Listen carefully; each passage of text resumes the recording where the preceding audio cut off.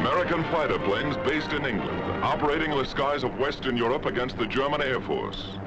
This is the P-47, the Thunderbolt, a fast, tough, high-altitude fighter with a dive like its name and an 8-gun blast in its wings. Here is the Lightning, the P-38, master of the air in many theaters of war. The long range and concentrated firepower of this great fighter counted in Western Europe, too. The Mustang, the P-51, longest range fighter in the world. Speed, fast climb, quick dive, tight turn. A fighter pilot's dream. Into these three great fighters, America poured its genius, its millions of man-hours of labor, its faith in victory against the Luftwaffe. And in their single cockpits, it placed its carefully chosen sons, trained to a fighting edge, trained as never before. Here is their report, catch as catch could by their own gun cameras in the instant of action, and delivered in return for your toil and your treasure and your high hopes.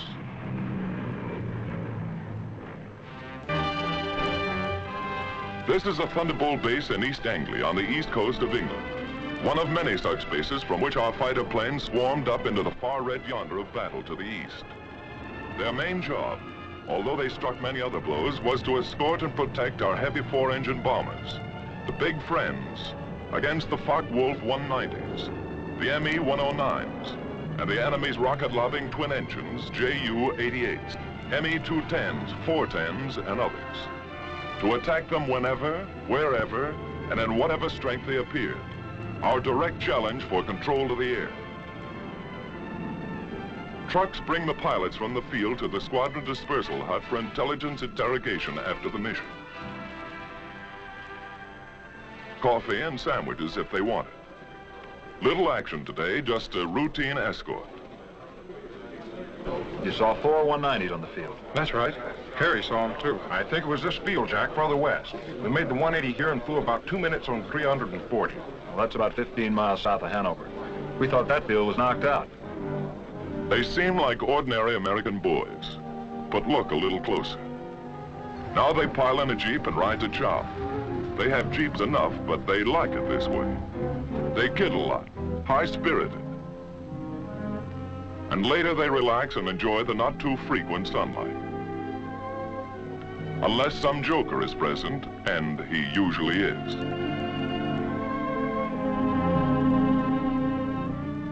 They keep pretty fit, ready to stand anything up to 7 hours in a single-seater in sub-stratosphere, alert every second. And they keep their eye in. This fellow has 22 destroyed. Well, he may have if he keeps at it.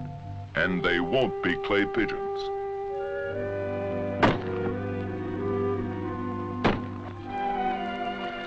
The old swimming hole is the same in England as at home. They had a beautiful summer in England that day. Little aquatic practice won't hurt either. They may have to make a high dive with chute and become a channel swimmer almost any time. Of course, it gives their airborne pals a fine chance to practice low flying a bit.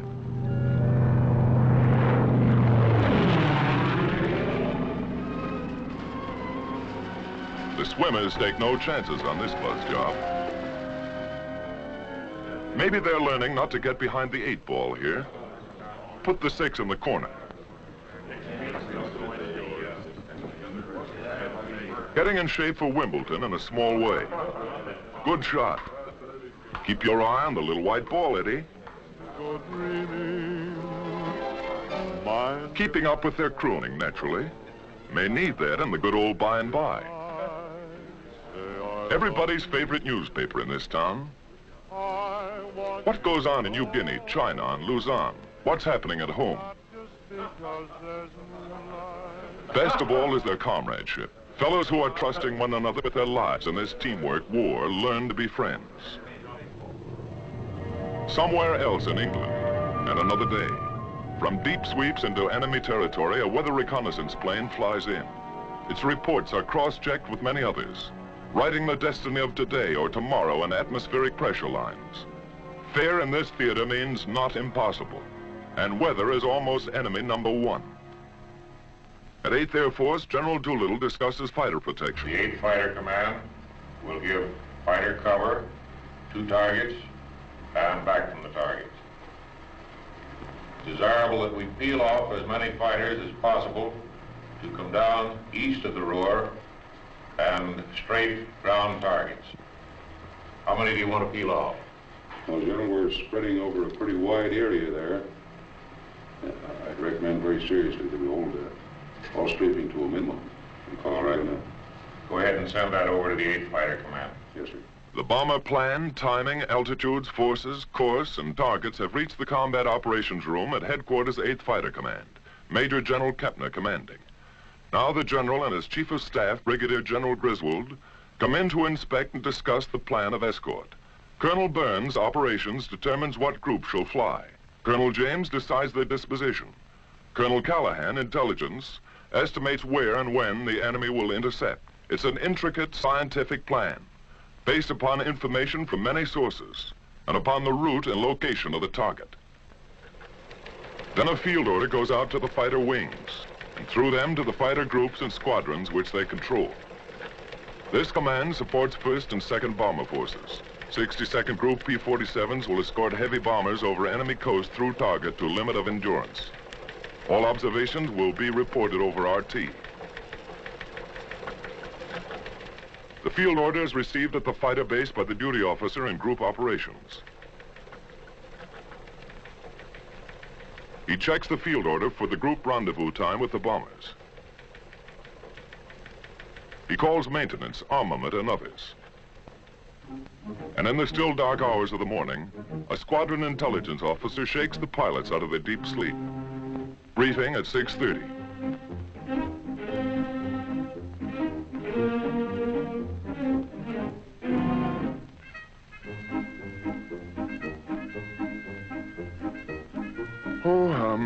Why can't they fight the war at a reasonable hour?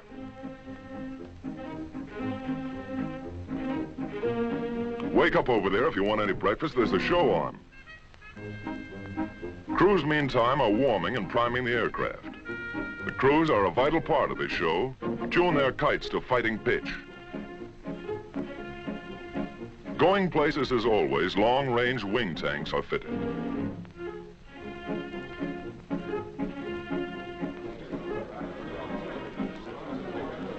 Now briefing and everybody present. The colonel comes in. These fellows are veterans of many missions, so he gives them the essentials without ceremony. Okay, boys, today we're ready to escort 10 boxes of bombers, 36 ships to each wing. We're on the front end of the 1st Task Force, picking them up in the Mannheim area, around the target, about 20 miles east of Mannheim, at which time we will proceed up to the aerodromes north of Frankfurt, where we will straight. Now today, I want to use the same system we used the other day. That is, dividing the field up into sections, one squadron only on the field at one time. When the ammunition is expended from that squadron, you'll move up and let the other top cover squadron come down and straight.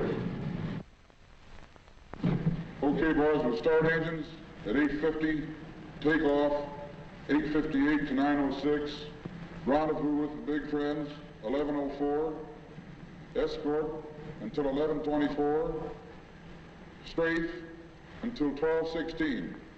The pilots make notes on the back or palm of their left hands. No chance of losing that little memo in a moment of excitement, or not much chance. Okay, any more questions? Intelligence? Intelligence takes over. Gentlemen, you may expect considerable enemy opposition today. The Germans have brought in some 100 single-engine fighters, chiefly 109s, some 190s, to stop the American drive across the Rhine. Watch your flank at the Rhine River, at Mannheim, and particularly in the Frankfurt area. Now, after we break escort, there are 4 aerodromes which we marked in red pins. You're free to strafe those aerodromes, but watch out for the flag. There are probably about 30 guns on each airfield. Send a flight down to silence the guns before you attempt to hit the planes on the field. Then time check. A minute is a long time for an air fighter.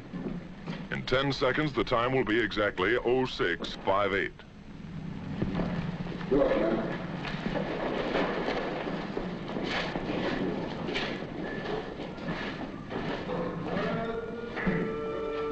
Surprised?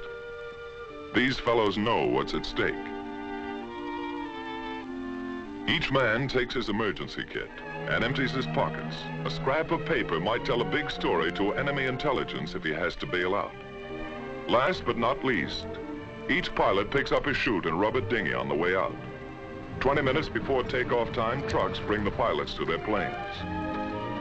The group leader gives his own flight special instructions. Techniques are proven and fairly standard, but they're rugged individualists, these fighter boys, and each leader has a few ideas of his own. All right, let's get aboard. Helmet is not only for warmth, it holds radio earphones too. Oxygen mask contains the mic. No hands to spare on this one-man kite. Here this pilot will fly and fight in the icy substratosphere or dusting the treetops of Germany for anything from 4 to 7 hours. Oh, my aching back.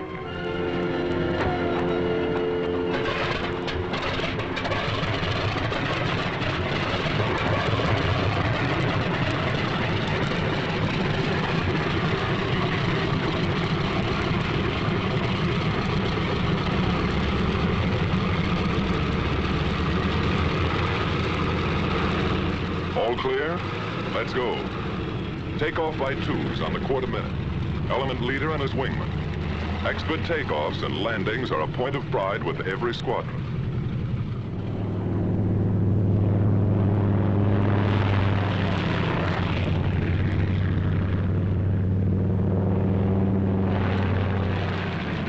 While at other bases, timed to the escort schedule, the P-38s get underway. And at still others, here go the long-range Mustangs to keep their rendezvous with the big friends someplace deep in Germany. Somewhere out there over enemy territory, near or far on the long route as the bombers go out and come home, each of these fighter formations will make rendezvous with them at a certain point on the exact minute. These thunderbolts climb steadily over the channel and into hostile air. They keep fairly close together to prevent wandering and to save gas. That all-important item for the long-range escort fighter. You can't borrow a couple of coupons over Frankfurt or Cologne. Now they open up into battle formation, fairly line abreast. Each pair, leader and wingman, never willingly separated, is a combat element. 4 planes are a flight, 8 a section, 16 a squadron, 3 squadrons a group. All working together because it's teamwork every second or die. Just as simple as that. Close to rendezvous now, and in the distance are the bombers. Advanced formations of the perhaps 100-mile-long armada. The Thunderbolts maneuver for their escort position. Each pilot searches the sky constantly, watching for the main enemy attack which may come near the coast or deep in Germany, or a hit-and-run sneak attack by the enemy's aerial snipers. Red leader to outpost. Bogies at 10 o'clock level. Outpost to red leader. Your bogies look like friendly Spitfires. But these black darts are not friendly. This is red leader. All right, men, on the ball. This is it. 109's at 9 o'clock. Yellow leader to outpost. 1 fog wolf coming in.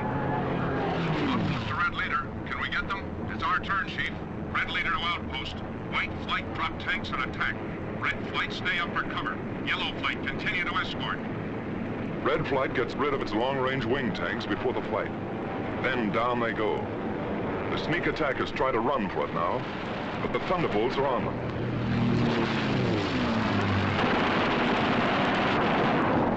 With a touch of the finger on the stick, a camera and 8 machine guns are put into action. Small cameras set on the wings make the record. Poor pictures due to gun vibration. But you see it when it happened, as the pilot saw it.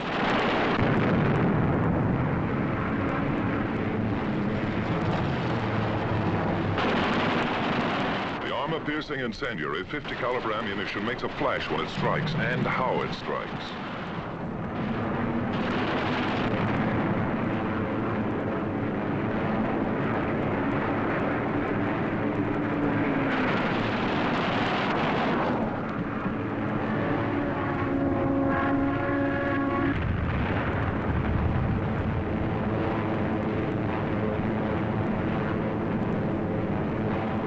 The bombers, ready with their own guns for anything that slips through, didn't need them this time. All over now, just a skirmish, part of the escort routine. The flight reforms and climbs to regain its position with the rest of the squadron. In the distance, coming in to relieve the Thunderbolts is a group of Mustangs. This is Red Leader. Okay, men, it's time to break escort. Mustangs coming in at 8 o'clock. The Thunderbolts break escort. They head for home, watching for every possible strafing target on the way. The Mustangs, far in the distance, sweep the surrounding sky as they come in. Next to the belly or wing tank, which doubled the fighter range, the most important feature of long-range fighter escort was the relay system. Because of differences in bomber and fighter speeds and the need of much weaving, fighters used up their time and distance almost twice as fast as the bombers. Thus, the same group of fighters could remain with the bombers only 25 to 40 minutes out of a 6 or 8 hour mission, going and coming. And 1,000 fighters might be needed to keep anything from 40 to 100 on the job at all times. While the enemy could strike with 250 at any point he selected, our fighter groups had to relieve one another at rendezvous points all along the route, like this. Simple in diagram, but difficult in the limitless, often weather-blinded spaces of the enemy air. It took planning, leadership, and most of all, it took individual fighting skill and courage to match the enemy's tactical advantages. Forewarned an hour and a half by his radar as our bombers gained altitude over England, he had plenty of time to mass his fighters at his chosen point of attack and to outnumber our escort at anything from 2 to 1 to 10 to 1. This captured film shows how quickly the 109s and the Focke-Wulf 190s got into action. They were as grimly determined to stop these great daylight thrusts into their industrial heart as our bombers and fighters were resolved to press them home to the hilt.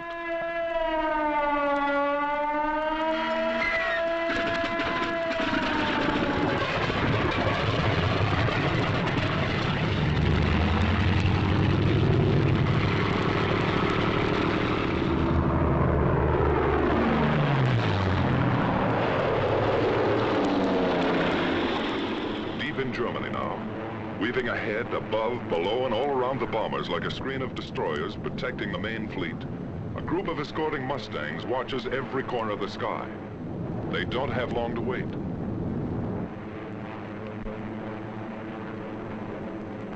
Ceaseless training plus battle experience has taught them to recognize the enemy almost by instinct. Where they are, how they act. First hostile aircraft is spotted. Blue Leader here. Watch it, fellows. 109 at 10 o'clock. The enemy fighters are massing for an attack on the bombers while our pilots watch every move of their very tactics. Yellow Leader to blue flight. Looks like they're trying to lead us away from the bombers. Green Leader here. You're right. Here comes another 9 o'clock. Blue Leader here. Blue flight got tanks. Yellow and green flight stay up for cover. The Mustangs drop wing tanks and plunge into the fight.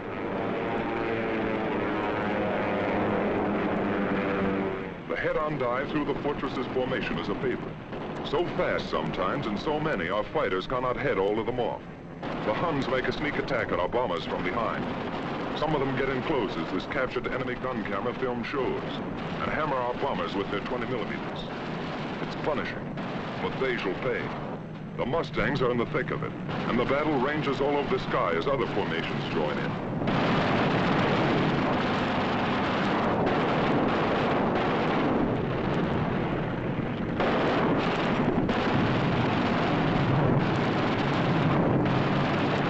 Furies attack in waves and sometimes inflict great damage before they're driven off.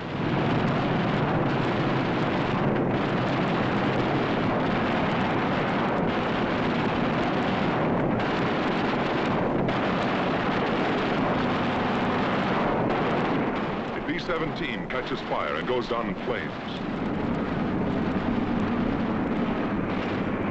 The German pilots are determined. So are ours. To the death.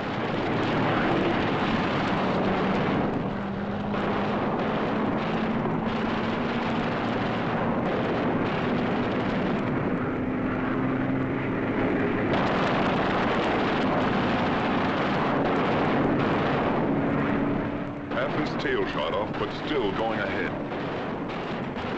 And still they come.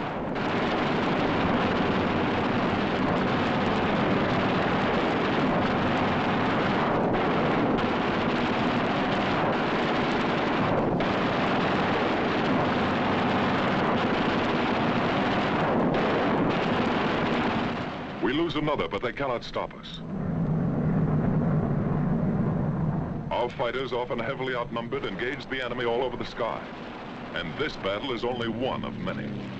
Day after day, month after month, Mustang, Thunderbolt, Lightning against the ME-109s and the FW-190s. Our fighters attacked, attacked, attacked.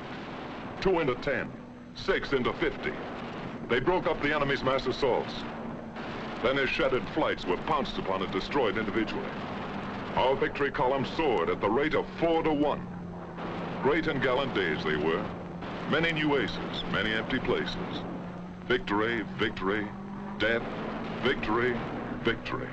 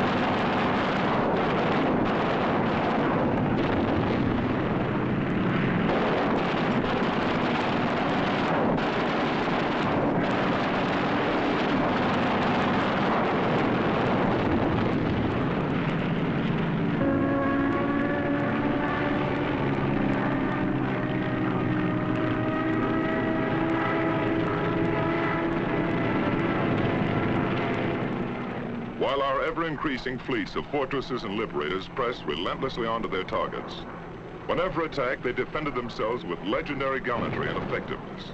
If a missed rendezvous or other misadventure, due usually to blinding weather, prevented fighter protection somewhere, they suffered heavy losses. But no American fighter ever failed them because of enemy odds, however great. Never was a mission turned back by enemy action.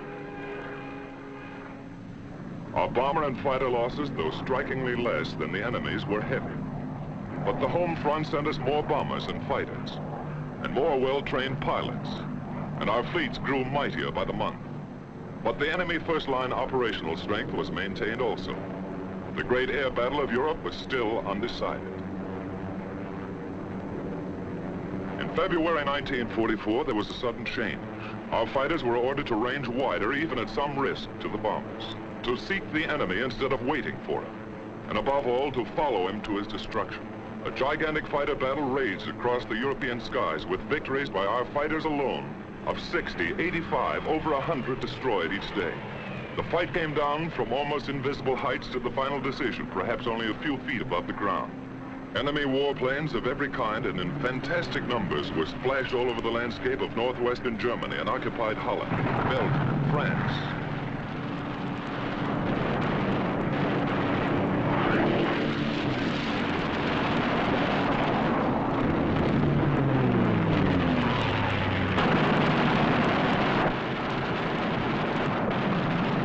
Watch this 190 hit the dust.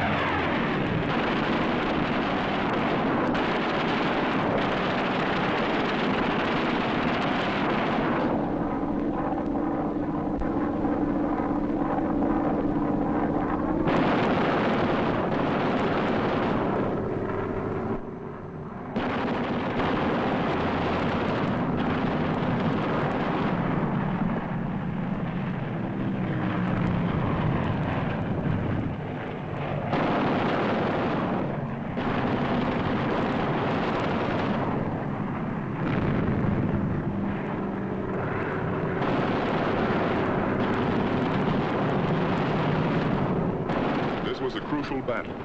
Both sides aware of the coming events and air domination itself at stake.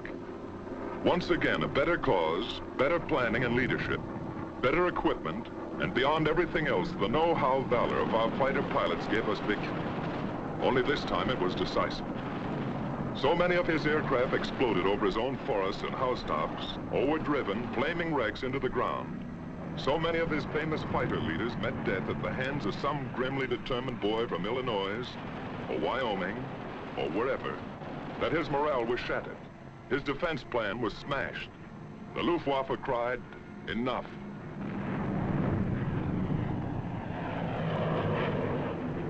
And the day arrived when a huge 8th Air Force bomber mission with full fighter escort was flown to Berlin and back in good weather without challenge by a single enemy fighter.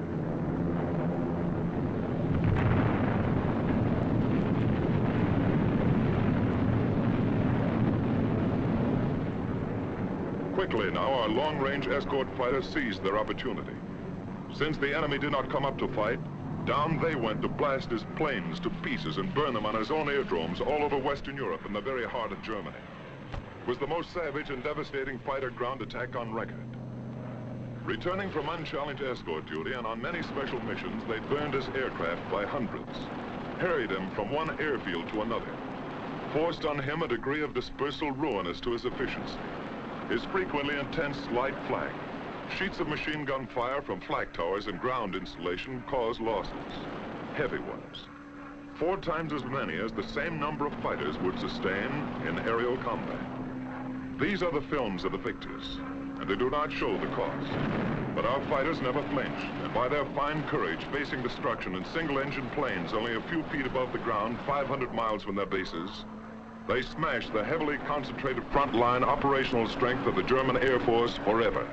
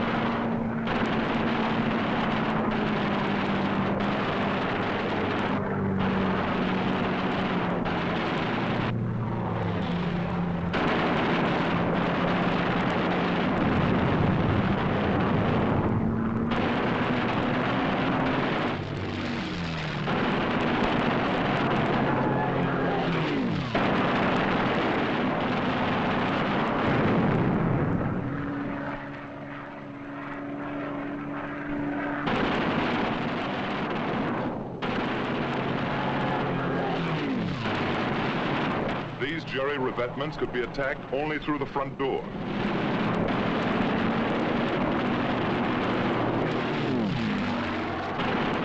These copied Allied Invasion Day stripes failed to deceive our pilots.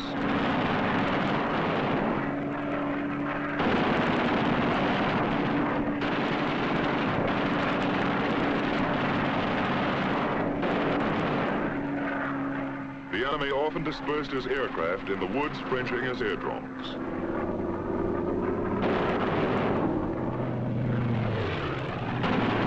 Always open season on this kind of sitting duck.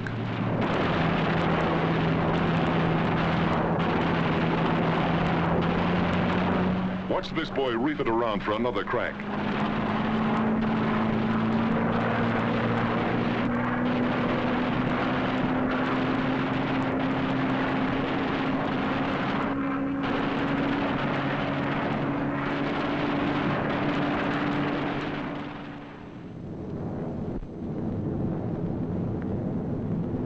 Steady, relentless bombing of Germany went on without ceasing.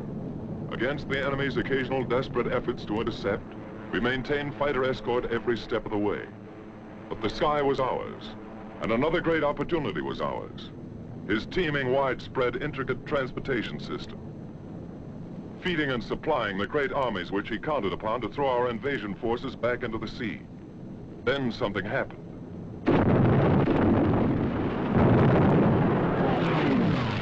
The enemy's roads and railroads were struck with a mighty force of air power. They were tense days, crucial days, and both sides knew it. Our fighters, freed by their bitterly won victory in the air, became a dominant factor on the ground. These thunderbolts are dive bombing. They strike home. But by far the greatest, the almost paralyzing destruction they inflicted was by the burning, hard-hitting fire of their 50 caliber guns. They exploded locomotives by the thousand and burned freight cars in uncounted numbers. No train in daylight hours was safe. No marshalling yard a haven. The enemy's desperately needed rail transport system was shattered all over the map.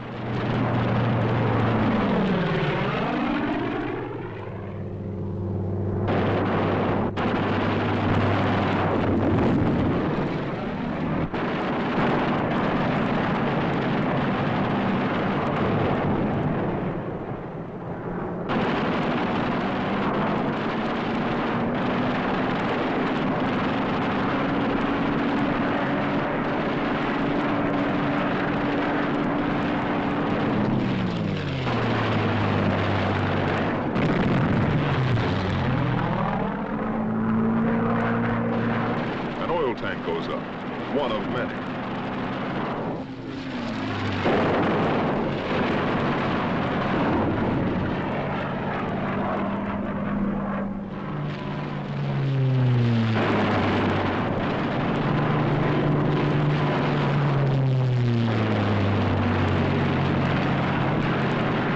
No mistaking gasoline when you hit it.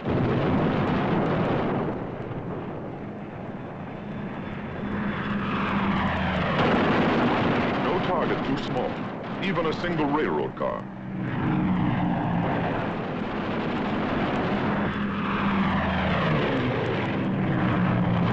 The Hun tried to hide his trains in the woods, but it did not save them.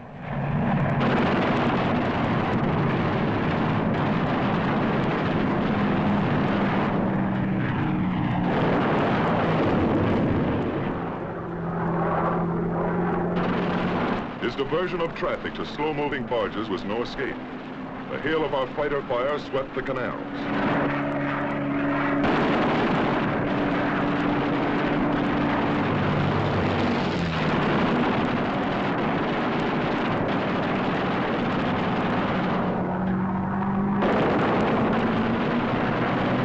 Flak towers like these cause us lots of damage. They took plenty in return. Radio and radar stations came in for a special beating. Flank and machine gun defense was forced upon the enemy wherever he hoped to move. It was intense. Watch these bursts of light flak. Much of it our skillful pilots knew how to avoid. Some of it caused us grievous losses. None of it turned us aside.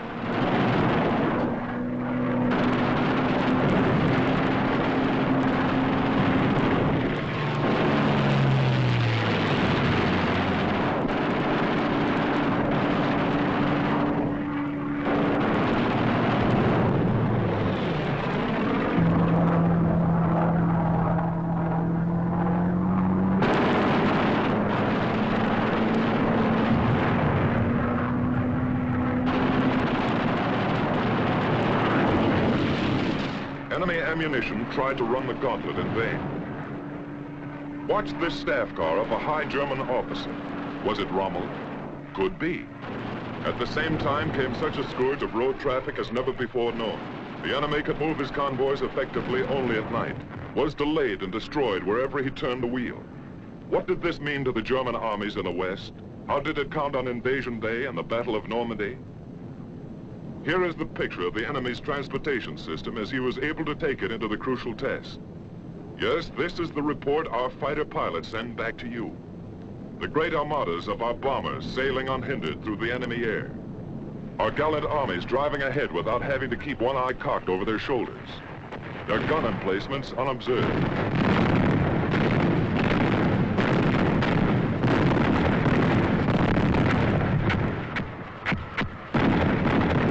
Everywhere above the mighty battle was and is the flash of American fighters. The Thunderbolt, the Lightning, the Mustang. The Germans see them deep in their own sky and cringe. Our men see them above the grim fight and cheer. There are remembered names in the mess halls. Major Gerald Johnson, a crack shot. Major Goodson, gallant fighter. Major Dwayne Beeson, great tactician. Captain Eugene O'Neill, one of the best. Major Don Gentili ran up a flaming record. Colonel Don Blakesley, great leader of 4th Group. Major Walker Mahurin, one of the first and best of the great aces. Major Bob Johnson and all his victories. Lieutenant Colonel Kabreski, with a great career. And Colonel Hubert Zemke, famous commander of 56. A score of victories or more on the records of them all. Duncan, Schilling, Pretty, and many, many others. But this is not the story of our heroes. It belongs to all our gallant fighter pilots who in the decisive hour smashed the Luftwaffe and gave us freedom of the air.